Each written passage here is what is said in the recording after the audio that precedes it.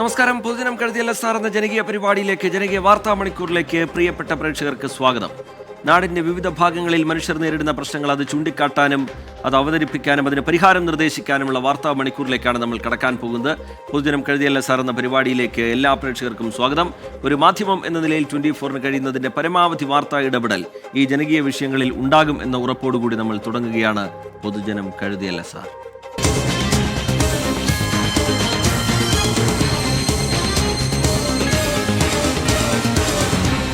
പൊതുജനം കഴുതയല്ല സാർ. നിങ്ങൾക്ക് നേരിട്ട് ഈ പരിപാടിയിലേക്ക് വിളിക്കാം. നിങ്ങളുടെ ശ്രദ്ധയിലുള്ള വിഷയങ്ങൾ അറിയിക്കാം. ആശങ്കകൾ, പരാതികൾ, നിങ്ങളുടെ നാട്ടിലെ വികസനവുമായി ബന്ധപ്പെട്ട പ്രശ്നങ്ങൾ അധികൃതരുടെ ശ്രദ്ധയിലേക്ക് വരണം എന്ന് നിങ്ങൾ ആഗ്രഹിക്കുന്ന വിഷയങ്ങൾ, ഇതൊക്കെ നിങ്ങൾക്ക് ഞങ്ങളെ അറിയിക്കാം. ഇപ്പോൾ സ്ക്രീനിൽ കാണുന്ന നമ്പറിൽ നിങ്ങൾക്ക് വിളിക്കാവുന്നതാണ്. 048428300510. നിങ്ങളുടെ കൈവശം വാർത്തകളുണ്ടെങ്കിൽ, അതുമായി ബന്ധപ്പെട്ട ദൃശ്യങ്ങളുണ്ടെങ്കിൽ അത് വാട്സാപ്പിൽ അയക്കാം. അതിനുള്ള നമ്പർ ഇതാണ്: 62 35 96 89 37.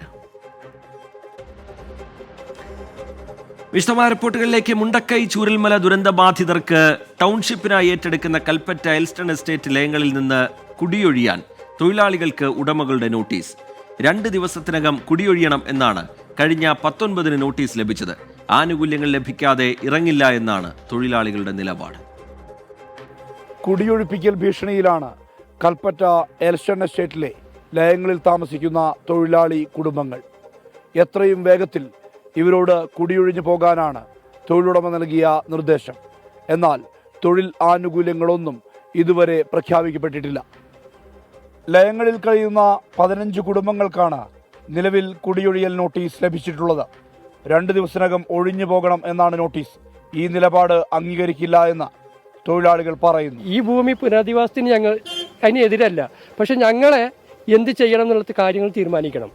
ഈ തൊഴിലാളികളായ ഞങ്ങളെ കൊണ്ട് എന്താണ് കണ്ടിട്ടുള്ളത്? ഞങ്ങൾക്കുള്ള ആനുകൂല്യം 14 വർഷമായിട്ട് PF പോലും അടച്ചിട്ടില്ല. 3 മാസമായി ശമ്പളം നൽകിയിട്ടില്ല. 10 വർഷത്തിലേറെയായി പ്രോവിഡന്റ് ഫണ്ട് അടച്ചിട്ടില്ല.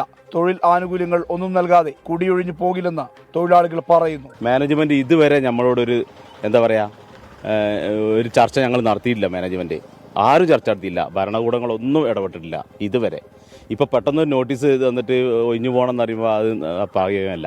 മുണ്ടക്കൈ ചൂരൽമല ദുരന്തബാധിതരുടെ പുനരധിവാസത്തെ സ്വാഗതം ചെയ്യുമ്പോഴും തൊഴിൽ അവകാശങ്ങൾ പോലും നൽകാൻ തയ്യാറാകാത്ത മാനേജ്മെന്റിനെതിരെ സമരത്തിനൊരുങ്ങുകയാണ് തൊഴിലാളികൾ. വിഷയത്തിൽ സർക്കാർ ഇടപെടണം എന്നാണ് ആവശ്യം. ഞായറാഴ്ച തൊഴിലാളികളുടെ യോഗത്തിന് ശേഷം തുടർ നടപടികൾ ആലോചിക്കും. തൊഴിൽ അവകാശങ്ങൾ സംരക്ഷിക്കുന്നതിനു വേണ്ടി നിരവധി സമരങ്ങൾ നടന്ന ഇടമാണ് കൽപ്പറ്റയിലെ എൽസ്റ്റൺ എസ്റ്റേറ്റ്. കുടിയൊഴിപ്പിക്കലിനെതിരെയും ശക്തമായ പ്രക്ഷോഭപാതയിലേക്ക് നീങ്ങാനാണ് തൊഴിലാളികളുടെ തീരുമാനം. മനു ദാമോദരനൊപ്പം സുർജിത് അയ്യപ്പത്ത്, 24 വയനാട്. പൊതുജനം കഴുതയല്ല സാർ. തൊഴിലാനുകൂല്യങ്ങളൊന്നും നൽകാതെ കുടിയൊഴിഞ്ഞു പോകില്ല എന്നാണ് തൊഴിലാളികൾ പറയുന്നത്. വേണ്ടി വന്നാൽ സമരം എന്നാണ് അവരുടെ നിലപാട്. ചില പ്രതികരണങ്ങൾ കേൾക്കാം. ഇല്ല, ഞങ്ങളുടെ കാര്യത്തിൽ തീരുമാനം ഇന്ന് വരെ ആയിട്ടില്ല. 2 മാസത്തോളമായി ഇവിടെ അളവും തൂക്കുമായിട്ട് നടക്കുന്നു. ഞങ്ങൾക്ക് 3 മാസത്തിന് ഇവിടെ സർവീസിൻ്റെ ചെക്ക് കൊടുത്തിട്ട് 6 കൊല്ലമായിട്ട് കേസ് നടത്തി കൊണ്ടിരിക്കുകയാണ്. 10 വർഷമായി തൊഴിലാളിയുടെ ഫ്രോഡ് ഫണ്ട് അടച്ചിട്ട് ഇന്ന് വരെ ആരും അധികാരികളോ ആരും ഇതിനെക്കുറിച്ച് കണ്ടു തുറന്നിട്ടില്ല. ഞായറാഴ്ച ഞങ്ങൾ എല്ലാ തൊഴിലാളികളെയും തൊഴിലാളികളുടെ മക്കളെയും അവരുടെ ആശ്രിതരെ എല്ലാവരും വിളിച്ച് യോഗം ചേർന്നിട്ട് ഇവിടെ ഇപ്പോൾ ഒരു കല്ലിട ചടങ്ങ് നടത്തുമെന്ന് പറഞ്ഞു. അത് ഞങ്ങൾ അനുവദിക്കൂല. ഞങ്ങളെ പ്രശ്നങ്ങൾ തീർത്തിട്ട് അവരെന്ത് വേണമെന്ന് ചെയ്തോട്ടെ. ഞങ്ങൾ തലമുറകളായി ജീവിച്ചു വന്ന മണ്ണിൽ നിന്ന് ഞങ്ങൾ പോകാൻ ഞങ്ങൾ തയ്യാറല്ല. ഈ 2 ദിവസം കൊണ്ട് ഞങ്ങൾ എവിടെ പോകാനാ? സർക്കാർ ഉദ്ദേശിച്ച വരെ ഇവിടെ പുനരധിവാസം ഇവിടെ നടക്കാൻ കഴിഞ്ഞില്ല. ഇപ്പോൾ ഈ 2 ദിവസം കൊണ്ട് ഞങ്ങളവിടെ പോയി പുനരധിവസിക്കാനാ? ജീവിതം വഴിമുട്ടി നിൽക്കുകയാണ്. മൊത്തത്തിൽ എല്ലാവരും 213 തൊഴിലാളികളുണ്ട്. ജീവിക്കാൻ യാതൊരു നിവൃത്തിയില്ലായാലും കിട്ടുന്ന ജോലിക്കൊക്കെ പോയി ജീവിക്കുകയാണ്. തൊഴിലാളികളുടെ കാര്യം പരിഹരിക്കാൻ ആരുമില്ല. നമുക്ക് എവിടെയും പോകാനില്ല. ഇപ്പോൾ പെട്ടെന്ന് പോകുമ്പോൾ വീട് കാര്യമൊന്നുമില്ല. ഇന്നലെ രാവിലെയാണ് കടലാസ് കിട്ടിയത്. സെക്രട്ടേറിയറ്റിന് മുന്നിൽ സമരം ചെയ്യുന്ന ആശാ വർക്കേഴ്സിനെ ഇപ്പോൾ KPCC അധ്യക്ഷൻ K സുധാകരൻ സന്ദർശിച്ചിരിക്കുന്നു. അതിനുശേഷമുള്ള അദ്ദേഹത്തിന്റെ പ്രതികരണത്തിലേക്ക്. അവരെന്തിന് കേന്ദ്രത്തിന്റെ പൈസയോ സംസ്ഥാനത്തിന്റെ പൈസയോ നോക്കണം?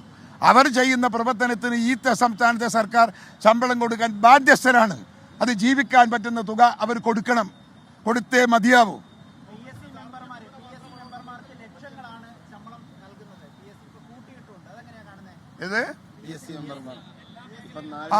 PSC മെമ്പർമാർക്ക് പൈസ കൂട്ടിക്കൊടുത്തു. ഇനി ആരതല്ലോ പൈസ പുതിയ പിന്നെ ശമ്പള വർധനവ് പ്രഖ്യാപിക്കാൻ പോകുന്നു എന്നാണ് വാർത്ത കേട്ടത്. സർക്കാർ വക്കീലന്മാർക്ക് ശമ്പളം കൂട്ടാൻ പോകുന്നു. സർക്കാർ വക്കീലന്മാർക്ക് ഇത്തിരി ബുദ്ധിയെങ്കിലും ഉപയോഗിക്കാനുള്ള സന്ദർഭമുണ്ട്. അതില്ലാത്ത എത്ര ആളുകളുണ്ട് ശമ്പളം വാങ്ങുന്ന സർക്കാരിൻ്റെ. അതുകൊണ്ട് ഇത് ചെയ്യുന്നത് പാതകമാണ്, കഷ്ടമാണ്. ഈ മുഖങ്ങൾ കണ്ടാൽ അറിയില്ലേ നിങ്ങൾ? ഇതൊക്കെ കഷ്ടപ്പെടുന്ന കുടുംബത്തിലെ അംഗങ്ങളാണെന്ന് നമുക്കറിയില്ലേ? ഞങ്ങൾ എന്തിനും ഇവരെ കൂടെ നിൽക്കും, എന്തിനും കൂടെ നിൽക്കും. ശരി,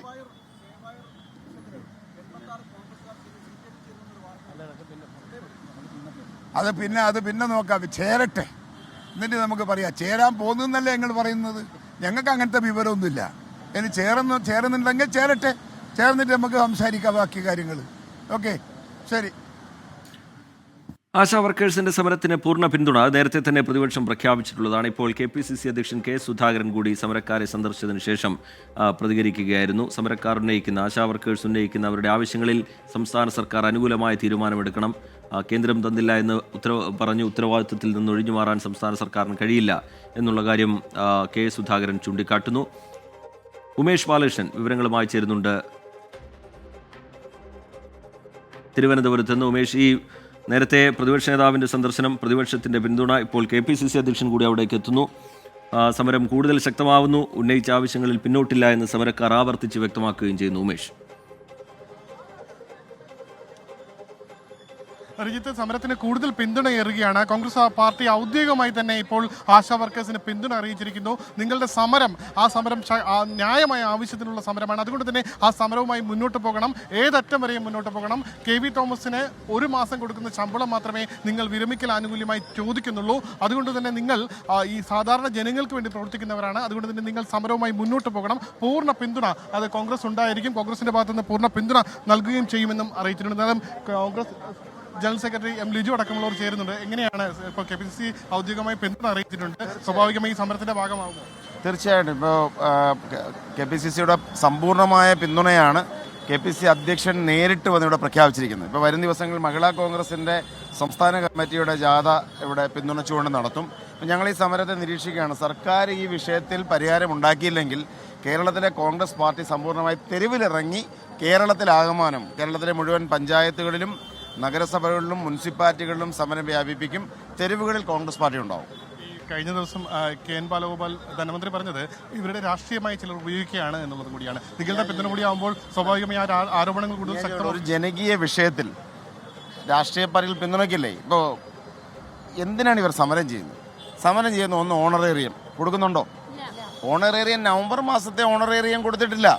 ഇതുവരെ കൊടുത്തിട്ടില്ല. ഇൻസെൻറ്റീവ്സ് കൊടുത്തിട്ടില്ല. ബാലഗോപാൽ ആദ്യം ചെയ്യേണ്ടത് എന്താണ്? ഇവർക്ക് കൊടുക്കാനിരിക്കുന്ന ആനുകൂല്യങ്ങൾ കൊടുക്കണം. പിന്നെ ഈ പറഞ്ഞ ന്യായമായ ആവശ്യങ്ങളെല്ലാം എന്തെങ്കിലും ഉണ്ടോ? ആശാ വർക്കർമാരുടെ ഓണറേറിയം 21,000. ഉമേഷ് ബാലകൃഷ്ണൻ തിരുവനന്തപുരത്ത് നിന്ന് സെക്രട്ടേറിയറ്റിന് മുമ്പിൽ നിന്ന് വിവരങ്ങൾ പങ്കുവയ്ക്കുകയായിരുന്നു. ആശാ വർക്കേഴ്സിന്റെ സമരത്തിനൊപ്പം കോൺഗ്രസ് ഉണ്ട് എന്ന് KPCC അധ്യക്ഷൻ കെ സുധാകരൻ വ്യക്തമാക്കുന്നു. സമരത്തിന് കൂടുതൽ പിന്തുണ ഏറുകയാണ്. സംസ്ഥാനത്തെ കിഫ്ബി റോഡുകളിൽ യൂസർ ഫീ പിരിവിന് തടസ്സങ്ങൾ നീങ്ങുകയാണ്. എതിർപ്പുകൾ അവഗണിച്ച് കിഫ്ബി റോഡുകളിലെ യൂസർ ഫീ പിരിവിന് പച്ചക്കൊടി കാട്ടിയിരിക്കുന്നു LDF.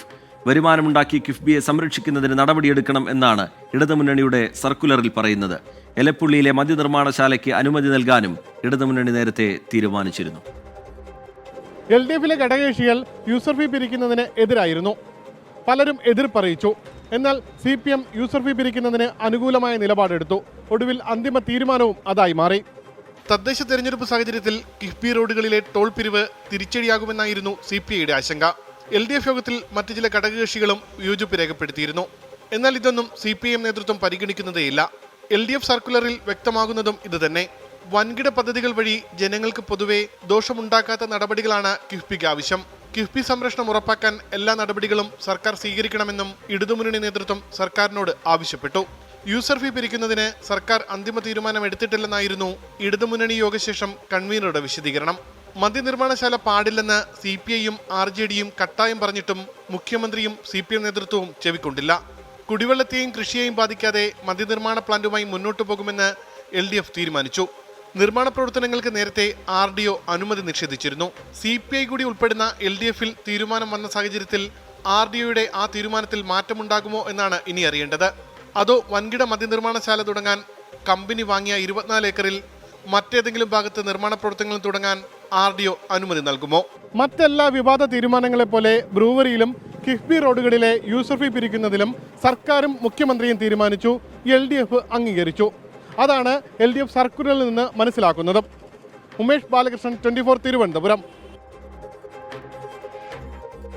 കമന്റ് ബോക്സിലേക്ക് ഒന്ന് പോവുകയാണെങ്കിൽ ആശാവർക്കർമാരുടെ സമരവുമായി ബന്ധപ്പെട്ട് നിരവധി പ്രേക്ഷകരുടെ പ്രതികരണങ്ങൾ കാണാൻ കഴിയുന്നുണ്ട്. സർക്കാർ ഇനിയെങ്കിലും ആ വിഷയത്തിൽ അവരുടെ ആവശ്യങ്ങളോട് അനുകൂലമായി പ്രതികരിക്കണം എന്ന ആവശ്യം ശ്രീരാജ് കാലിക്കറ്റിനെ പോലുള്ള പ്രേക്ഷകർ മുന്നോട്ട് വയ്ക്കുന്നുണ്ട്. എന്തിനാണ് ഇനിയും അത് നീട്ടിക്കൊണ്ടുപോകുന്നത്? സർക്കാരിൻ്റെ ഭാഗത്ത് നിന്ന് ഇടപെടൽ അതിന് വേണം എന്നുള്ള ആവശ്യം അവർ മുന്നോട്ട് വയ്ക്കുന്നു. എബ്രഹാം തോമസിനെ പോലുള്ള പ്രേക്ഷകരും സമാനമായ ആവശ്യങ്ങൾ മുന്നോട്ട് വയ്ക്കുന്നു. വിവിധ വാർത്തകളുമായി ബന്ധപ്പെട്ടുള്ള കമൻറ്റുകൾ കാണാൻ കഴിയുന്നുണ്ട്. സമയത്തിനനുസരിച്ച് നമുക്ക് അതിലേക്ക് വരാം. ഇനി മറ്റൊരു വിശേഷമാണ് പറയാൻ പോകുന്നത്. കേരളീയരുടെ ഭക്ഷണ രീതിയിൽ കാര്യമായ മാറ്റമുണ്ടാകുന്നു. മലയാളികളെ ഇഷ്ടഭക്ഷണമായ അരിയാഹാരം കുറയ്ക്കുന്നതായി സ്റ്റാറ്റിസ്റ്റിക്സ് വകുപ്പ് പുറത്തുവിട്ട ഗാർഹിക ഉപഭോഗ സ്ഥിതിവിവര കണക്കുകൾ വ്യക്തമാക്കുന്നു. അരിയാഹാരം ഉയർത്തുന്ന ആശങ്കയുടെ അടിസ്ഥാനത്തിലാണ് ആരോഗ്യ പരിപാലനത്തിനായി മലയാളികളുടെ അരിയാഹാര നിയന്ത്രണം എന്നാണ് പൊതുജനാരോഗ്യ വിദഗ്ധരുടെ വിലയിരുത്തൽ. മലയാളിയും അരിയാഹാരവും തമ്മിൽ അഭേദ്യമായൊരു ബന്ധമുണ്ട്. 3 നേരവും അരിഭക്ഷണം കഴിച്ചാൽ സന്തോഷമെന്ന് കരുതിയിരുന്ന മലയാളികളുടെ അരിയാഹാര പ്രിയം കുറയുന്നതായാണ് റിപ്പോർട്ടുകൾ വ്യക്തമാക്കുന്നത്. കേരളത്തിലെ ഗ്രാമീണ മേഖലകളിൽ 2011-12 പ്രതിമാസം ശരാശരി 7.39 കിലോഗ്രാം ആയിരുന്നു ഒരാളുടെ അരി ഉപഭോഗം. ഇത് 2022-23 5.82 കിലോഗ്രാമായി കുറഞ്ഞിട്ടുണ്ട്. നഗരപ്രദേശങ്ങളിൽ 6.74 കിലോഗ്രാം ആയിരുന്നത് 5.25 കിലോഗ്രാമായും കുറഞ്ഞു. കഴിഞ്ഞ 10 വർഷത്തിനിടെ സംസ്ഥാനത്ത് അരിയുടെ ഉപയോഗത്തിൽ 50% കുറവുണ്ടായതായി അരിമിൽ വ്യവസായ മേഖലയിലുള്ളവരും വ്യക്തമാക്കുന്നു. അമിതമായ അളവിൽ അരിഭക്ഷണം ഗ്ലൂക്കോസിന്റെയും കൊഴുപ്പിന്റെയും അളവ് ശരീരത്തിൽ വർദ്ധിപ്പിക്കുകയും ഇത് അമിതവണ്ണത്തിന് കാരണമാവുകയും അതുവഴി ജീവിതശൈലി രോഗങ്ങളുടെ പിടിയിലാവുകയും ചെയ്യും എന്നത് തന്നെയാണ് മനസ്സില്ലാ മനസ്സോടെയാണെങ്കിലും അരിയാഹാരങ്ങൾ കുറയ്ക്കാൻ പ്രധാന കാരണം. ഇപ്പോൾ ചോറ് കുറച്ച് കഴിഞ്ഞാൽ കുടവയറ് കുറയും എന്നുള്ളത് അത്യാവശ്യം എല്ലാവർക്കും തന്നെ അറിയാം. അപ്പോൾ പ്രമേഹമുള്ളവർ അവർ കലോറി നിയന്ത്രിക്കാനായിട്ട് ചോറ് കുറയ്ക്കാറുണ്ട്. ഇനി അരിയാഹാരം കുറയുന്നതിൻ്റെ മറ്റ് പല കാരണങ്ങളുണ്ട്. കേരളത്തിൽ മുമ്പുണ്ടായിരുന്ന ആൾക്കാരല്ല ഇപ്പോഴുള്ളത്. നമ്മുടെ ഒരു ഡെമോഗ്രഫി തന്നെ മാറിയിരിക്കുകയാണ്. ആൾക്കാരുടെ ഭക്ഷണക്രമത്തിലും കാര്യമായിട്ടുള്ള മാറ്റങ്ങൾ ഉണ്ടായിട്ടുണ്ട്. ചോറിൻ്റെ അളവ് കുറയ്ക്കുക മാത്രമല്ല, ഈ ഊണ് കഴിക്കുന്നതിന് പകരം സ്നാക്സിൽ ഒതുക്കുന്ന ശീലം ചിലർക്കുണ്ട്. എന്നാൽ അരിയാഹാരം കുറച്ചെങ്കിലും എണ്ണയിൽ വറുത്ത സാധനങ്ങൾ ഉൾപ്പെടെയുള്ള അനാരോഗ്യകരമായ ഭക്ഷണങ്ങളുടെ ഉപയോഗം കേരളീയർക്കിടയിൽ വർദ്ധിച്ചിട്ടുണ്ടെന്ന് വിദഗ്ധർ പറയുന്നു. ഒരു ധാന്യത്തിന് പകരം മറ്റൊരു ധാന്യം കഴിക്കുന്നതോ അരിയാഹാരം കുറച്ച് വറുത്തതും പൊരിച്ചതുമായ ലഘുഭക്ഷണം കഴിക്കുന്നതോ ശരിയായ മാർഗമല്ല. പകരം കഴിക്കുന്ന ഭക്ഷണത്തിൽ കൂടുതൽ പച്ചക്കറികളും പഴങ്ങളും ഉൾപ്പെടുത്തുന്നതാണ് ഉത്തമമായ മാർഗം. അതേസമയം അരി ഉപയോഗിക്കുന്നവരിൽ മട്ട ഇനം തിരഞ്ഞെടുക്കുന്നവരുടെ എണ്ണത്തിൽ വർധനവുണ്ടായിട്ടുണ്ട്. തമിഴ്നാട്ടിൽ പോലും മട്ട അരിയുടെ വിൽപ്പന വർദ്ധിച്ചു. US, UK, ഓസ്ട്രേലിയ, ന്യൂസിലാൻഡ് എന്നിവിടങ്ങളിലുൾപ്പെടെ മട്ട അരി കയറ്റുമതി ചെയ്യുന്നുണ്ട്. 24 കൊച്ചി. പൊതുജനം കഴിഞ്ഞ സാർന്ന പരിപാടിയിലേക്ക് വീണ്ടും. ഭിന്നശേഷി കുട്ടികളോട് സർക്കാർ അനാസ്ഥ എന്ന് പരാതി. 18 വയസ്സ് പിന്നിട്ട ഭിന്നശേഷി കുട്ടികൾക്കായുള്ള തൊഴിൽ പരിശീലന കേന്ദ്രങ്ങൾ നിർത്തലാക്കിയതും ഗ്രാന്റ് നിഷേധിച്ചതും ഉൾപ്പെടെ അവഗണന പലതാണ് എന്നാണ് പരാതി. വിവിധ ആവശ്യങ്ങൾ ഉന്നയിച്ച് ഭിന്നശേഷി കുട്ടികളും രക്ഷിതാക്കളും പരിശീലകരും സെക്രട്ടേറിയറ്റിന് മുന്നിൽ സമരം നടത്തി. സെക്രട്ടേറിയറ്റിന് മുന്നിൽ സമരവേലിയേറ്റമായിരുന്നു. ഒരേ സമയം പല സംഘടനകൾ പല ആവശ്യങ്ങൾ ഉന്നയിച്ച് സർക്കാരിനെതിരെ പ്രതിഷേധത്തിനെത്തിയ ദിനം. ചുട്ടുപൊള്ളുന്ന ആ വെയിലിൽ ഭിന്നശേഷി കുട്ടികളുടെയും അവരുടെ രക്ഷിതാക്കളുടെയും സമരം അരങ്ങേറി. കാസർഗോഡ് മുതൽ തിരുവനന്തപുരം വരെയുള്ള ജില്ലകളിലെ വിദ്യാർത്ഥികൾ സമരത്തിന്റെ ഭാഗമായി. 18 വയസ്സിന് മുകളിൽ പ്രായമുള്ള ഭിന്നശേഷി വിദ്യാർത്ഥികൾക്ക് പരിശീലന സൗകര്യമില്ല എന്നുള്ളതാണ് സമരക്കാരുടെ പ്രധാന പരാതി. ഇവർക്കായി കഴിഞ്ഞ 4 ബജറ്റുകളിൽ പ്രഖ്യാപിച്ച ഫണ്ട് ഉപയോഗിച്ചില്ല. വലിയ പ്രതിസന്ധിയാണ് ഇതുമൂലം കുട്ടികൾക്കുണ്ടാകുന്നതെന്നാണ് നിലപാട്. ആവശ്യപ്പെടുന്നത് ഈ സർക്കാർ തന്നെ പ്രഖ്യാപിച്ചിട്ടുള്ള ഭിന്നശേഷിയുള്ള മക്കൾക്ക് വേണ്ടി പ്രഖ്യാപിച്ചിട്ടുള്ള പ്രഖ്യാപനങ്ങൾ നടപ്പിലാക്കണം എന്നതാണ് പ്രധാനപ്പെട്ട ആവശ്യം. ഒപ്പം കേന്ദ്ര സർക്കാർ ഇന്ത്യ മുഴുവൻ അനുവദിച്ചിട്ടുള്ള ഭിന്നശേഷിയുള്ള മക്കൾക്ക് വേണ്ടിയുള്ള RPWD ആക്ട് അത് കേരളത്തിൽ മുഴുവനായിട്ടും തന്നെ നടപ്പിലാക്കുക. അങ്ങനെ വരുമ്പോൾ 23 വയസ്സുവരെ ഭിന്നശേഷിയുള്ള മക്കൾക്ക് സ്പെഷ്യൽ സ്കൂളിൽ പഠിക്കാനാകും. എത്ര വലിയ വിരോധാഭാസമാണെന്ന് നോക്കണം. 18 വയസ്സ് വരെയാണ് കേരളത്തിൽ ഭിന്നശേഷിയുള്ള മക്കൾക്ക് സ്പെഷ്യൽ സ്കൂളിൽ പഠിക്കാൻ പറ്റുക. കേന്ദ്ര സർക്കാർ അത് 23 വയസ്സ് വരെ ആക്കിയിട്ടുണ്ട് DDRS വഴി. പക്ഷേ കേരളത്തിൽ അത് നടപ്പിലാക്കുന്നില്ല. ഈ വർഷം സെക്രട്ടേറിയറ്റിന് മുന്നിലേക്ക് സമരവുമായി എത്തുന്നത് ഇത് 2ാം തവണ. പലതവണ ആവശ്യങ്ങൾ അറിയിച്ചിട്ടും സർക്കാരിൽ നിന്ന് അനുകൂല നടപടി ഉണ്ടായില്ലെന്നും പറയുന്നു. ജനറൽ സ്കൂളുകളിലും BRC തുടങ്ങിയ സ്കൂളുകളിലും 10ാം ക്ലാസ്സിലാകാതെ +2 പഠിച്ചിരുന്ന കുട്ടികൾ ഉൾപ്പെടെയുള്ളവർ സ്ക്രൈബിനെ വെച്ച് പരീക്ഷ എഴുതിയതിന് ശേഷം ഭിന്നശേഷിയുള്ള കുഞ്ഞുങ്ങൾ സാധാരണയുള്ള സ്പെഷ്യൽ സ്കൂളുകളിലേക്കാണ് വരുന്നത്. അങ്ങനെയുള്ള കുട്ടികൾക്ക് പഠനവും പരിശീലനവും നൽകുന്ന ഈ സ്ഥാപനങ്ങൾക്ക് നിലവിൽ ഒരു സഹായവും കുട്ടികൾക്ക് ലഭിക്കുന്നില്ല, ജീവനക്കാർക്ക് ലഭിക്കുന്നില്ല. ഇവരുടെ പുനരധിവാസത്തിന് വേണ്ട സംവിധാനങ്ങളില്ല.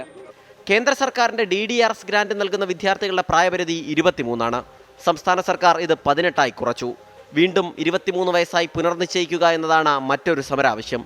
2018 ശേഷമുള്ള അപേക്ഷകൾ കൂടി പരിഗണിച്ച് ആശ്വാസകിരണം കുടിശ്ശികയില്ലാതെ മുഴുവൻ ഗുണഭോക്താക്കൾക്കും നൽകുക, നേരത്തെ എന്ന പോലെ നിരാമയ ഇൻഷുറൻസ് പ്രീമിയം സർക്കാർ അടയ്ക്കുക, 8 കുട്ടികളെങ്കിലുമുള്ള സ്പെഷ്യൽ സ്കൂളുകൾക്ക് അംഗീകാരം നൽകുക തുടങ്ങിയ വിവിധ ആവശ്യങ്ങളും ഇവർ ഉയർത്തുന്നു. സമരത്തിനിറങ്ങിയ ഈ കുട്ടികളിൽ പലർക്കും അവരെന്തിനാണ് തെരുവിലിറങ്ങിയതെന്ന് പോലും അറിയില്ല. സ്വന്തം രക്ഷിതാക്കൾക്കൊപ്പം ഈ പൊരിവെയിലിൽ സ്വന്തം അവകാശങ്ങൾക്കായി സമരം ചെയ്യുന്ന ഈ കുഞ്ഞുങ്ങളെ കണ്ടില്ലെങ്കിൽ പിന്നെ സർക്കാർ ആർക്കൊപ്പമാണ്? ക്യാമറമാൻ വിപിൻ വേളിക്കൊപ്പം സലിം മാലിക്, 24 തിരുവനന്തപുരം. പൊതുജനം കഴുതയല്ല സാർ. ഈ വർഷം തുടങ്ങി 2 മാസമായിട്ടേ ഉള്ളൂ എങ്കിലും 2 തവണ ഇതിനോടകം ഇവർക്ക് സമരവുമായി സെക്രട്ടേറിയറ്റിന് മുന്നിലെത്തേണ്ടി വന്നു. ഭിന്നശേഷി കുട്ടികളും അവരുടെ രക്ഷിതാക്കളും നീതി തേടിയുള്ള സമരത്തിലാണ്. നോക്കാം ചില പ്രതികരണങ്ങൾ. എൻ്റെ 2 കുട്ടികൾക്ക് ഓട്ടിസമാണ്. ഇപ്പോൾ നമ്മുടെ ഏറ്റവും പ്രധാന പ്രശ്നത്തിൽ ഇപ്പോൾ അവർക്ക് 20 വയസ്സായി. ഈ 20 വയസ്സിലുള്ള കഴിഞ്ഞിട്ടുള്ള കാര്യങ്ങളാണ് നമുക്ക് ഭയങ്കര അവ്യക്തത തുടരുക. അത് ഗവൺമെൻറ് ഭാഗത്തുള്ള ഒരു സഹായങ്ങൾ പൊതുവെ കേന്ദ്ര ഗവൺമെൻറ് സ്റ്റേറ്റ് ഗവൺമെൻറ് ആയാലും ഈ 18 വയസ്സുള്ള ആൾക്കാർ എന്ത് ചെയ്യണമെന്ന് BRC കീഴിൽ നമ്മൾ പഠിക്കാൻ വേണ്ടി പോയപ്പോൾ അവർക്ക് +2 കഴിഞ്ഞാൽ അവരോട് പൊക്കളം പറയുന്നു. പിന്നെ എവിടെ പോകണമെന്ന് പറയുള്ളവർ. പിന്നെ നമുക്ക് സ്പെഷ്യൽ സ്കൂളാണ് ആശ്രയമുള്ളൂ. അപ്പോൾ അവർക്ക് തൊഴിൽ പരിശീലനവുമായിട്ട് ബന്ധപ്പെട്ടുള്ള കാര്യങ്ങൾ ചെയ്തില്ലെങ്കിൽ അവരുടെ ജീവിതം ഞങ്ങളുടെ കാലശേഷമുള്ള ഭയങ്കര തീക്ഷ്ണതയിലേക്ക് പോകും. അതാണ് ഞങ്ങളുടെ പേടി. കഴിഞ്ഞ വർഷം പാക്കേജ് കിട്ടാഞ്ഞിട്ട് ഈ വർഷത്തിൽ തന്നെ ഒരു സമരം കഴിഞ്ഞ് പാക്കേജ് വന്നു കഴിഞ്ഞപ്പോൾ 18 വയസ്സിന് മുകളിലുള്ള ഒരൊറ്റ കുട്ടികൾക്കും ഫണ്ടില്ല. ആ സ്ഥാപനങ്ങളെല്ലാം അടച്ചുകൂടേണ്ട നിജസ്ഥിതിയിലായി. നമ്മളിത് ആദ്യമായിട്ടാണല്ല, ഒരു 6 വർഷമായി ഈ ആവശ്യങ്ങൾ പറഞ്ഞിട്ട് നേരത്തെ പറഞ്ഞ് ശീലമായി. എല്ലാവരും സഹകരിച്ചാണ്ട് പോവുക, അല്ലാണ്ട് വേറെ വഴിയില്ല. ഇതിനെ കൊണ്ടുവരാൻ വയ്യാത്തതുകൊണ്ടാണ് ഞാൻ വന്നത്. കുഞ്ഞിനെയും കൊണ്ട് വരാൻ അവന് വയ്യായികകളുണ്ട്, പിന്നെ ഹസ്ബൻഡും വയ്യാത്തതാണ്, പിന്നെ ഞാൻ ഒരാളുടെ ഇതുകൊണ്ടാണ്. എന്നാലും ഞാൻ ലീവ് എടുത്താണ് ഈ ഇതിന് വന്നേക്കുന്നത്. നമ്മുടെ ഈ കുട്ടികളുടെ അവകാശങ്ങൾ നേടിയെടുക്കാൻ വേണ്ടിയിട്ട് നമ്മൾ എന്ത് വന്നാലും സമരം ചെയ്യാൻ വേണ്ടി തന്നെയാണ് ഉറച്ചാണ് വന്നിരിക്കുന്നത്. ഇത് എൻ്റെ മോളെയൊക്കെ എന്ന് പറഞ്ഞാൽ ഞങ്ങൾ 4.5 വയസ്സിൽ സ്കൂളിൽ കൊണ്ടുപോയി ആക്കിയേക്കണത്. 18 വയസ്സ് കഴിഞ്ഞു കേരള ഗവൺമെൻറ് പാക്കേജ് ഇല്ല. 23 വയസ്സ് കഴിഞ്ഞു കേന്ദ്ര ഗവൺമെൻറ്. ഇപ്പം എൻ്റെ മോൾക്ക് 23 വയസ്സായി. അടുത്ത വർഷം ഞാൻ സ്കൂളിൽ നിന്ന് വേറൊരു സ്ഥലത്തേക്ക് മാറ്റുക എന്ന് പറഞ്ഞാൽ കൊച്ച് അഡ്ജസ്റ്റായി വന്നേക്കുന്നത് ഈ സ്കൂളിലാണ്. ഇനിയും പെട്ടെന്ന് ഒരു വലുതായിക്കുമ്പോൾ വേറൊരു സ്കൂളിലേക്ക് അഡ്ജസ്റ്റ് ചെയ്ത് മാറ്റുക എന്ന് പറഞ്ഞു കഴിഞ്ഞാൽ നടക്കണ കാര്യമല്ല. ഞാൻ ഈ മോൾക്ക് വേണ്ടി മാത്രം ഞാൻ ഈ സ്പെഷ്യൽ എഡ്യൂക്കേഷൻ പഠിച്ച് ഞാൻ ടീച്ചറായിട്ട് വർക്ക് ചെയ്യുന്ന വ്യക്തിയാണ്. കൈക്കൂലി കേസിൽ റിമാൻഡിലായ എറണാകുളം RTO TM ജേഴ്സിനെ സസ്പെൻഡ് ചെയ്തു എന്ന വിവരം ഇപ്പോൾ പുറത്തു വരുന്നുണ്ട്. ഗതാഗത കമ്മീഷണറുടെ ശുപാർശയിലാണ് നടപടി ഉണ്ടായിരിക്കുന്നത്. ഉമേഷ് ബാലകൃഷ്ണൻ വിവരങ്ങളുമായി തിരുവനന്തപുരത്ത് നിന്ന് ചേരുകയാണ്. ഉമേഷ്, ഈ വിജിലൻസിൻ്റെ പരിശോധന ഞെട്ടിക്കുന്ന കണ്ടെത്തലുകൾ, ഇപ്പോഴും ആ നിക്ഷേപം സംബന്ധിച്ചുള്ള ഏരിയകളിലേക്കൊക്കെ അതിൻ്റെ അന്വേഷണം നീണ്ടുകൊണ്ടിരിക്കുന്ന സാഹചര്യം, അതിനിടയിൽ സസ്പെൻഷൻ നടപടി വരുന്നു. ഗതാഗത വകുപ്പിൻ്റെ തീരുമാനം, വിശദാംശങ്ങൾ എന്താണ് ഉമേഷ് ബാലകൃഷ്ണൻ? എന്തായാലും ഗതാഗത വകുപ്പ് ഇപ്പോൾ എറണാകുളം RTO സസ്പെൻഡ് ചെയ്തിരിക്കുന്നു. കഴിഞ്ഞ 19 അതായത് ബുധനാഴ്ചയാണ് ജോൺസനെ വിജിലൻസ് പിടികൂടുന്നത്. 5000 രൂപയും വിദേശ മദ്യവുമായിരുന്നു ഒരു റൂട്ടിൽ, ചെല്ലാനം എറണാകുളം റൂട്ടിലേക്കുള്ള ബസ് പെർമിറ്റിന് വേണ്ടി ഇയാൾ ആവശ്യപ്പെട്ടത്. അതിനുശേഷം ഈ പരാതിക്കാരൻ വിജിലൻസിനെ സമീപിക്കുകയും വിജിലൻസിൻ്റെ ഓപ്പറേഷനിൽ ഇയാൾ വീഴുകയുമായിരുന്നു. ഇയാൾക്കൊപ്പം സജി എന്ന് പറയുന്ന മറ്റൊരു ഏജന്റിനെയും പിടികൂടിയിരുന്നു. എന്തായാലും ജോൺസന്റെ പ്രവൃത്തി ഗതാഗത വകുപ്പിനെ കളങ്കപ്പെടുത്തുന്നതാണ്, സൽപ്പേരിനെ കളങ്കപ്പെടുത്തുന്നതാണ്. ഈ സാഹചര്യത്തിലാണ് അടിയന്തരമായി സസ്പെൻഡ് ചെയ്തുകൊണ്ടുള്ള നടപടി സ്വീകരിച്ചിരിക്കുന്നത്. തുടർ അന്വേഷണം ഉണ്ടാകും. തുടർ അന്വേഷണ പ്രകാരം തുടർ നടപടികൾ സ്വീകരിക്കും. എന്തായാലും നിലവിൽ അടിയന്തര നടപടി എന്ന രീതിയിലാണ് സസ്പെൻഷൻ സ്വീകരിച്ചിരിക്കുന്നത്. ശരി, ഉമേഷ് ബാലകൃഷ്ണൻ തിരുവനന്തപുരത്ത് നിന്ന് വിശദാംശങ്ങൾ നൽകുകയായിരുന്നു. വളരെ വേദനാജനകമായ ഒരു വാർത്ത ഇപ്പോൾ കാസർഗോഡ് നിന്ന് പുറത്തു വരുന്നു. കാസർഗോഡ് ബദിയടുക്ക ഏൽക്കാനയിൽ അമ്മയും കുഞ്ഞും കുളത്തിൽ മുങ്ങി മരിച്ചു. പരമേശ്വരി, മകൾ പത്മിനി എന്നിവരാണ് മരിച്ചത്. കുഞ്ഞു കുളത്തിൽ വീണപ്പോൾ രക്ഷിക്കാനുള്ള ശ്രമത്തിനിടയിലാണ് ഈ അപകടമുണ്ടായിരിക്കുന്നത്. അരുൺ പാറക്കൽ കാസർഗോഡ് നിന്ന് വിശദാംശങ്ങളുമായി ചേരുന്നുണ്ട്. അരുൺ, വിശദാംശങ്ങൾ എന്താണ്? ഇന്ന് വൈകിട്ടോടു കൂടിയാണ് ഈ അപകടം നടക്കുന്നതെന്നാണ് നമുക്ക് മനസ്സിലാക്കാൻ സാധിക്കുന്നത്. ബദിയടുക്ക ഏൽക്കാനയിലാണ് ഈ സംഭവം. അമ്മയും കുഞ്ഞും കുളത്തിൽ മുങ്ങി മരിച്ചു. ബദിയടുക്ക ഏൽക്കാന സ്വദേശി പരമേശ്വരി 40 വയസ്സ്, മകൾ പത്മിനി 2.5 വയസ്സ് എന്നിവരാണ് മരിച്ചത്. ഇരുവരുടെയും മൃതദേഹം ഇപ്പോൾ കാസർഗോഡ് ജനറൽ ആശുപത്രിയിൽ സൂക്ഷിച്ചിരിക്കുകയാണ്. പോസ്റ്റ്മോർട്ടത്തിന് ശേഷം മൃതദേഹം ബന്ധുക്കൾക്ക് വിട്ടുകൊടുക്കുമെന്നാണ് അറിയാൻ സാധിക്കുന്നത്. കുഞ്ഞ് കുളത്തിൽ വീണപ്പോൾ അമ്മ രക്ഷിക്കാൻ ശ്രമിക്കുന്നതിനിടെയാണ് ഈ അപകടം ഉണ്ടായത് എന്ന് നാട്ടുകാർ പറയുന്നുണ്ട്. പോലീസും ഇതേക്കുറിച്ച് അന്വേഷിച്ചു വരികയാണ്. എന്താണ് സംഭവം ഉണ്ടായത് എന്നതിനെ കുറിച്ച് ഒരു അന്വേഷണം പോലീസും നടത്തുന്നുണ്ട്. ഇപ്പോൾ നിലവിൽ 2 മൃതദേഹങ്ങളും ആശുപത്രിയിലാണുള്ളത്. പോസ്റ്റ്മോർട്ടത്തിന് ശേഷം ബന്ധുക്കൾക്ക് വിട്ടു നൽകുമെന്നാണ് അറിയിച്ചിരിക്കുന്നത്. ശരി, അരുൺ പാറയ്ക്കൽ കാസർഗോഡ് നിന്ന് വിശദാംശങ്ങൾ നൽകുകയായിരുന്നു. തൃശൂർ അതിരപ്പള്ളിയിൽ മസ്തകത്തിൽ മുറിവേറ്റ കാട്ടാനയെ മയക്കുവെടിവെച്ച് പിടികൂടിയെത്തിച്ചത് കോടനാട്ടേക്കായിരുന്നു. അട്ടപ്പാടിയെ വിറപ്പിച്ച കൊമ്പൻ പീലാണ്ടി അടക്കം 7 ആനകൾ ഇവിടെയുണ്ട്. വാർത്തകളിൽ നിറയുമ്പോഴും അവഗണനയുടെ കഥയാണ് കോടനാട് അഭയാരണ്യത്തിന് പറയാനുള്ളത്. ഉദ്ഘാടനം കഴിഞ്ഞ് 14 വർഷം പിന്നിടുമ്പോഴും പല വാഗ്ദാനങ്ങളും നടപ്പായിട്ടില്ല. പരിമിതികളിൽ വീർപ്പുമുട്ടുകയാണ് അഭയാരണ്യത്തിലെത്തുന്ന വിനോദസഞ്ചാരികൾ.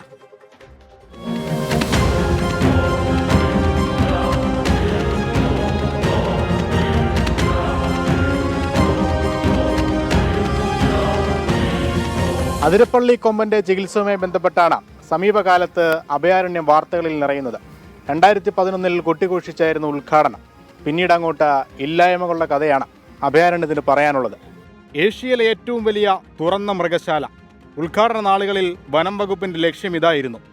വർഷം 14 പിന്നിടുമ്പോൾ അഭയാരണ്യം ഇക്കോ ടൂറിസം പദ്ധതി തുടങ്ങിയെടുത്ത് തന്നെ നിൽപ്പാണ്. പിള്ളേർക്ക് വന്നിരുന്ന് കളിക്കാൻ മാത്രമേ ഉള്ളൂ ഇവിടെ. ഇത് വലിയ ആൾക്കാർ വന്ന വകയില്ല. ആനനെ മാത്രമേ കാണുന്നുള്ളൂ. മാനെ ആൾക്കാർ ഇവിടെ വന്ന് ചിത്തോട്ടുണ്ടാവണേ എല്ലാ ഇതുണ്ട്. ഇവിടെ ഈ കിട്ടുന്ന സാധനത്തിന് പകുതി എണ്ണത്തിന് ഇവിടെ കൊണ്ടിട്ടാണെങ്കിൽ നല്ല ആൾ വരും. ഇവിടെ ഒരു പാമ്പില്ല. ഇതൊക്കെ കോർണർ കൂടുതൽ ഇഷ്ടമായിട്ടുണ്ടായതാണ്. ഇവിടെ ഒരു സാധനമില്ല. ഇപ്പം നാട്ടിലും കാട്ടിലുമൊക്കെ പരിക്കേറ്റതോ ഉപേക്ഷിക്കപ്പെട്ടതോ ആയ മൃഗങ്ങളെയും പക്ഷികളെയും പരിപാലിക്കുകയാണ് പ്രധാന ലക്ഷ്യം. പദ്ധതിയുടെ ആദ്യഘട്ടം പോലും ഇതുവരെ പൂർത്തിയാക്കാനായിട്ടില്ല വനം വകുപ്പിന്. മാനുകളും മ്ലാവുകളും പക്ഷികളും ചിൽഡ്രൻസ് പാർക്കുമൊക്കെ സഞ്ചാരികൾക്ക് ആസ്വദിക്കാം. ആന പരിപാലന കേന്ദ്രത്തിൽ 7 ആനകളാണ് നിലവിലുള്ളത്. ഒടുവിലെത്തിയത് മസ്തകത്തിൽ പരിക്കേറ്റ അതിരപ്പള്ളി കൊമ്പൻ.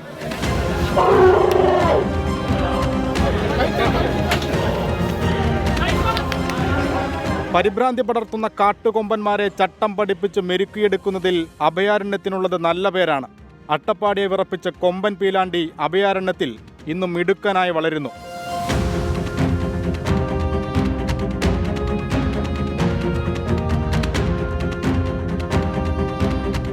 കാട്ടുകൊമ്പന്മാരെ പോലും വരച്ച വരയിൽ നിർത്തുന്ന വനം വകുപ്പിന് അഭയാരണ്യത്തിന്റെ വികസനത്തിന് വേണ്ടത് ചെയ്യാൻ മാത്രം കഴിയുന്നില്ല.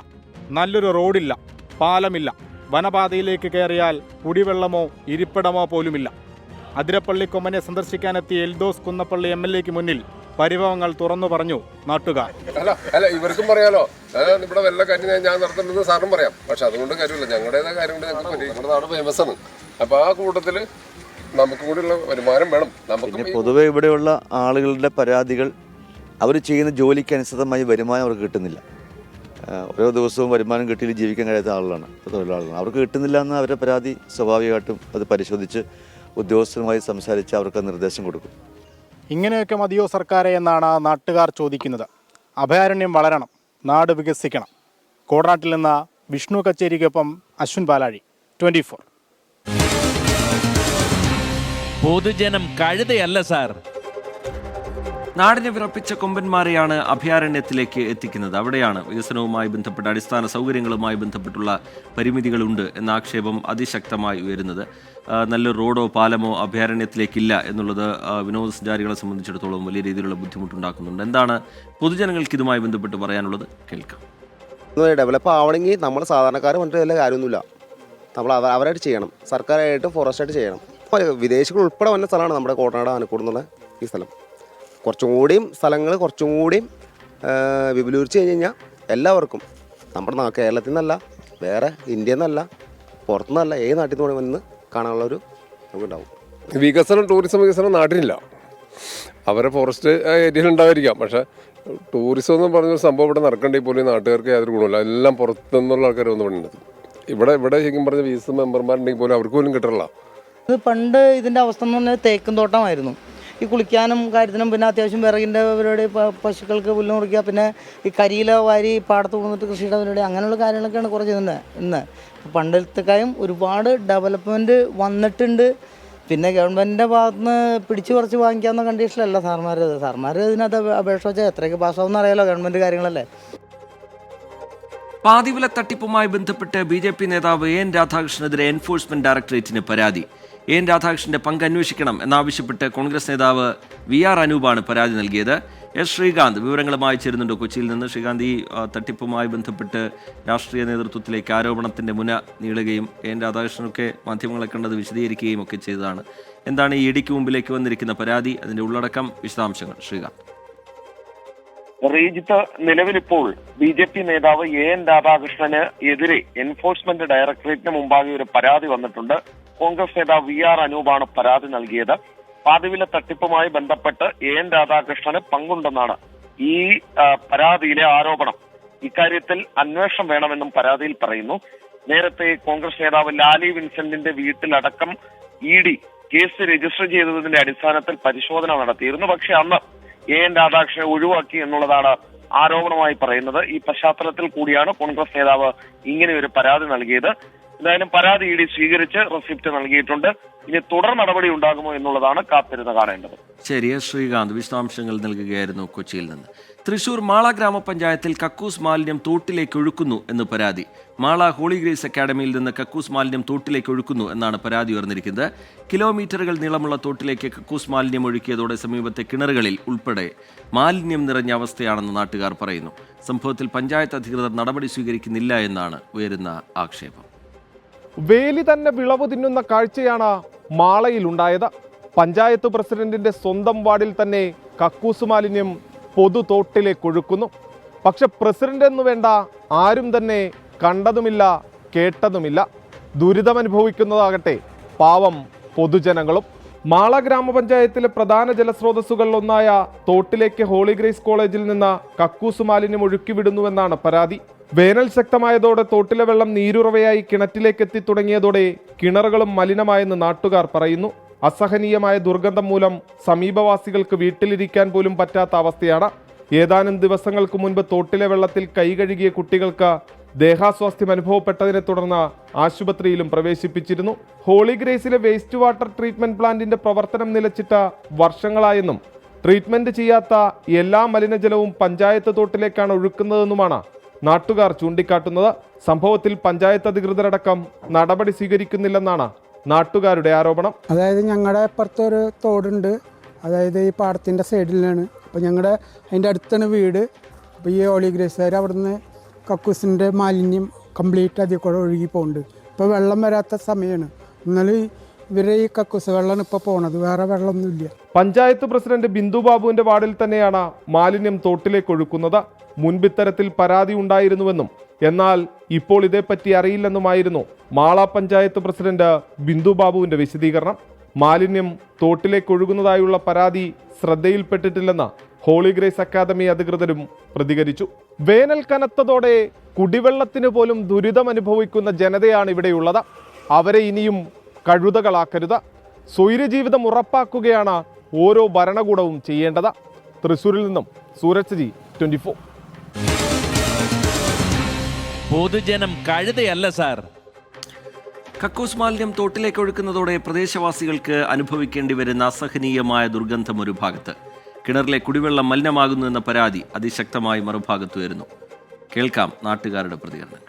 തോട്ടിൽ കൂടെ ഒരുപാട് കച്ചറ വെള്ളം ഈ മനുഷ്യ വിസർജനമൊക്കെ ഒഴുകി വന്നത് കാണുന്നത്. അങ്ങനെയാണ് പിന്നെ ഇതൊരു പരാതിയായിട്ട് മുന്നോട്ട് പോയാലും ആലോചന ഉണ്ടായത്. അതിന് എത്ര വേഗം ഒരു നല്ല നടപടി സ്വീകരിച്ചത്. നല്ല വൃത്തിയും ശുദ്ധിയുള്ളൊരു വെള്ളം ഒഴുകുന്ന തോടാണത്. അത് വൃത്തിയാക്കി തന്നെ എന്നൊരു അപേക്ഷയാണ് പറയാനുള്ളത്. ഒരുപാട് പരാതികളൊക്കെ കൊടുത്തിട്ടുണ്ട്. അത് അങ്ങേ സൈഡിൽ കൂടെ പോയിക്കൊണ്ടിരുന്നായിരുന്നു. അപ്പോൾ ആ സൈഡിൽ നിന്നുള്ളത് ഇങ്ങേ സൈഡിലേക്കായിട്ട് മാറിയൊക്കെയാണ്. ഈ വെള്ളത്തിൽ തൊട്ട് കഴിഞ്ഞാൽ ചൊറിച്ചിലും ഇതൊക്കെ ഉണ്ട്. ഒരു കന്നാലികൾ വരെ ഇറക്കാൻ പറ്റത്തില്ല. അതുപോലുള്ള അഴുക്കുകളാണ് ഇതിനുള്ളിൽ കൂടെ പോകുന്നത്. ഈ കക്കൂസ് മാലിന്യം ഹോളി ഗ്രേസിൻ്റെ മുഴുവനും വരുന്നത് ഈ കുന്നത്തുപാടം പൊതു തോട്ടിലൊക്കെയാണ്. ആ തോട്ടിലേക്ക് വന്ന് ഇവിടെയുള്ള ഈ പശുക്കളും ഇവറ്റങ്ങൾ കുടിക്കുന്ന വെള്ളത്തിൽ കൂടെ ഇതെല്ലാം ചേർന്ന് അവറ്റങ്ങൾക്കെല്ലാം അസുഖം പിടിക്കുന്ന ഒരു സംവിധാനമാണ് ഇപ്പോൾ കാണുന്നത്. ഹോളിഡേയ്സിൽ നിന്നുള്ള കംപ്ലീറ്റ് മാലിന്യം ഈ തോട് വഴിയാണ് ഒഴുകി വരുന്നത്. എന്ന് വെച്ചാൽ മാലിന്യം എന്ന് പറഞ്ഞാൽ കക്കൂസ് മാലിന്യമാണ് മെയിനായിട്ടും. അത് കലക്കി നേരെ മോട്ടർ അടിച്ചാണ് ഇവർ ഈ സാധനം അടിച്ച് ഇതിലേക്ക് വിടുന്നത്. ഇതിനെപ്പറ്റി നിരവധി കംപ്ലൈൻറ്റ് ഞങ്ങൾ ഇവിടെ കൊടുത്തിട്ടും ഒരാൾക്കും ഇതുവരെ ആക്ഷൻ എടുക്കാൻ ആർക്കും പറ്റിയിട്ടില്ല.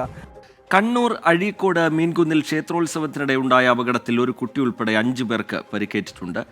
അമിട്ട് ആൾക്കൂട്ടത്തിൽ വീണ് പൊട്ടിയതാണ് എന്നാണ് ദൃക്സാക്ഷികൾ പറയുന്നത്. പടക്കം പൊട്ടിക്കാൻ അനുമതി ഉണ്ടായിരുന്നില്ല എന്ന് പോലീസ് പറയുന്നു. മീൻകുന്ന് മുരിച്ചിയൻകാവിൽ പുലർച്ചെ 4:30യോടുകൂടിയാണ് അപകടമുണ്ടായത്.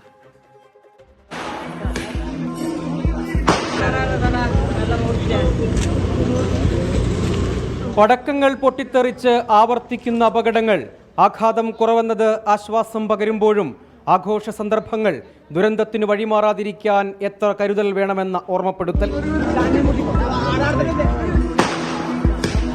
അഴീക്കോട് മുച്ചിരിയൻകാവിൽ തെയ്യം ചടങ്ങുകൾ നടക്കവെയാണ് ഇന്ന് പുലർച്ചെ അപകടമുണ്ടായത്. പുലിയൂർ കണ്ണൻ തെയ്യത്തിന് ശേഷം ബപ്പിരിയൻ തെയ്യം ഇറങ്ങാനൊരുങ്ങുന്നതിനിടെയാണ് ക്ഷേത്രമുറ്റത്ത് കൂടിയിരുന്ന ആൾക്കൂട്ടത്തിലേക്ക് അമിട്ട് വീണ് പൊട്ടിയത്. ക്ഷേത്ര തിരുമുറ്റത്തു നിന്നും അല്പദൂരം മാറി തിരികൊളുത്തിയ അമിട്ട് ദിശ തെറ്റി ആൾക്കൂട്ടത്തിനിടയിലേക്ക് പതിച്ചു. ഒരു കുട്ടിയടക്കം 6 പേർക്ക് പരിക്കേറ്റു. അർജുൻ, നിതിൻ, ആദിത്യ എന്നിവർക്കാണ് സാരമായി പരിക്കേറ്റത്. നിസാര പരിക്കേറ്റ മറ്റു 3 പേർ വിവിധ ആശുപത്രികളിൽ ചികിത്സ തേടി. മുകളിൽ പോയി പൊട്ടിക്കുന്ന സാധനമാണ് കൊടുത്തത്. എന്താണെന്ന് അറിയില്ല. നമ്മൾ കമ്മിറ്റിയില്ല, ക്ഷേത്രത്തിലെ ഭാരവാഹികളോ അല്ല ക്ഷേത്രത്തിൻ്റെ കുടുംബക്കാരൊന്നും അറിയുന്നില്ല. ഇതെങ്ങനെ സംഭവിച്ചെന്ന് തന്നെ നമുക്ക് തന്നെ ഇപ്പോൾ ഒരു ആശ്ചര്യമായിട്ടുള്ളത്. ഹോസ്പിറ്റലിൽ പോയി ഒരു കുട്ടിക്ക് ചെറിയൊരു പരിക്കുണ്ട്. വേറെ അങ്ങനെ ഒരു മാരകമായ പരിക്കൊന്നുമില്ല.